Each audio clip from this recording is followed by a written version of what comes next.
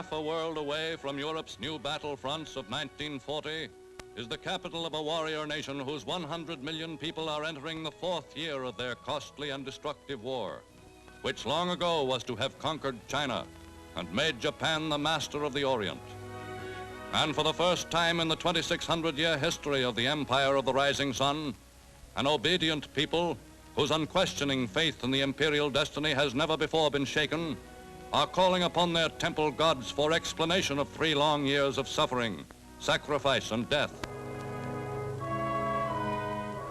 And at the gates of their emperor's palace, old soldiers home from the war daily acknowledge their unworthiness as warrior subjects of the Son of Heaven. But in official Tokyo, seat of an empire which for nearly a decade has been governed by its stern and ruthless military caste, there is more activity, more secret comings and goings than in many a year. Not since 1931, when the Japanese in Manchukuo first demonstrated to the post-war world the modern technique of surprise invasion and undeclared war, have Tokyo's statesman soldiers found more certain signs that the year will bring a new turn toward the fulfillment of their dream of empire. To Japan's premier, Admiral Mitsumasa Yonai, whose mighty war fleets have yet to win glory for their emperor, the war world of 1940 is a world of limitless opportunity. Coming of military age in Japan is a whole generation which has grown up in the atmosphere of war. And today 5 million schoolboys are being readied for the cycle of fighting and death which they have been taught is man's noblest estate on earth, his salvation in the life hereafter. To take the places of the tens of thousands who have died fighting in China each year is a sacred honor to be coveted by every young Japanese.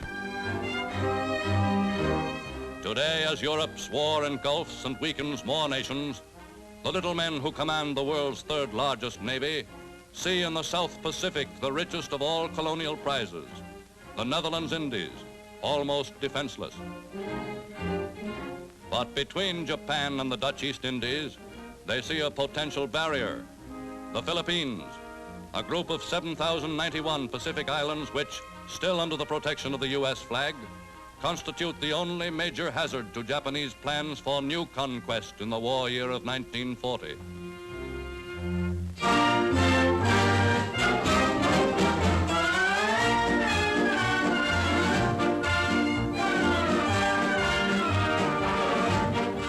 In Washington, D.C., busiest of all departments in 1940 is the Navy, where the greatest expansion program in U.S. history is being rushed to completion.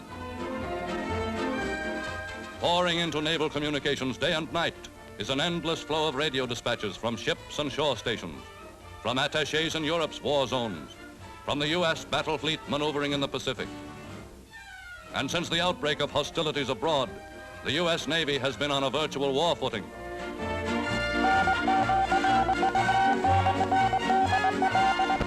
Quietest corner of a busy department is the Navy's historical section, where are preserved the records of events that long ago laid the foundations for today's troublesome Pacific problems. Priceless relics are the logbooks and diaries of Commodore Matthew Calbraith Perry, who first introduced to feudal Japan the ways and customs of the Western world less than a century ago. Still well remembered in the Navy today is famed George Dewey, hero of Manila Bay, whose victory over the Spanish fleet in 1898 won the Philippine Islands for the United States. In the war-racked Orient of 1940, the islands of the Philippine Group, second only to the Dutch East Indies in natural wealth and resources, are assuming a new strategic and economic importance. At Manila, busy capital of the Philippine Islands, the Japanese see the thriving center of a foreign trade that would help to bolster Japan's floundering war economy, provide some relief to the Japanese businessman, hard hit by taxes at home and boycotts abroad. Already the Philippines do an annual domestic business of $500 million, in addition to a foreign trade of $250 million.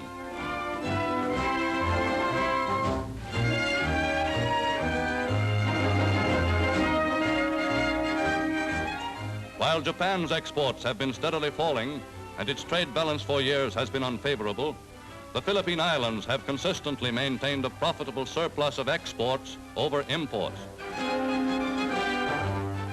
Invested in the sugar industry, basis of Philippine economy, are many millions of dollars. Though long a troublesome competitor of U.S. and Cuban sugar interests, in Japanese hands, Philippine sugar could be dumped in European markets for quick barter or for much needed foreign exchange. More important would be access to Philippine raw materials, vast mineral stores, lacking in Japan, and without which its military machine is helpless. Recently discovered in the islands is the world's largest deposit of chromite, all essential to modern industry and modern war.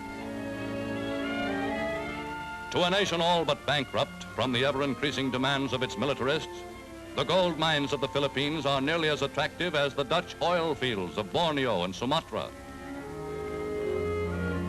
Largely developed by American capital and the shrewd management of a one-time U.S. soldier, John W. Hauserman, Philippine mines are now producing gold at the rate of 1 million fine ounces each year. And many geologists believe that the islands may someday become the greatest gold-producing area in the world. Already one important island industry, the growing and processing of Manila hemp, is almost entirely under Japanese control. And within the past few years, by intensive cultivation, Japanese immigrant farmers have increased production of the one cash crop, which has long been a virtual Philippine monopoly.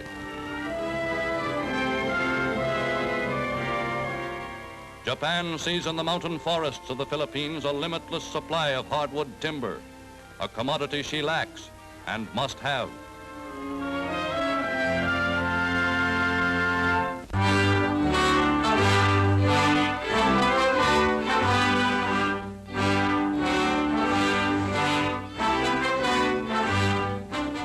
Scarcely 40 years since Admiral George Dewey steamed into Manila Bay and established U.S. rule, the 16 million citizens of the Philippines have been able to set up a government of their own, patterned after the constitutional democracy of the United States.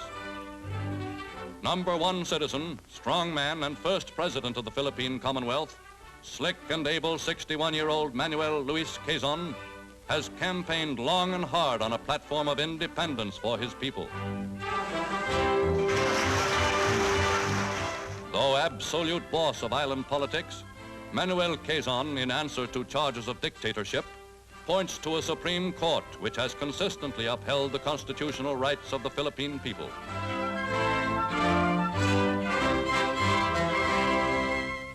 Today, Filipinos enjoy greater political freedom, a larger measure of prosperity and security than any other Oriental people.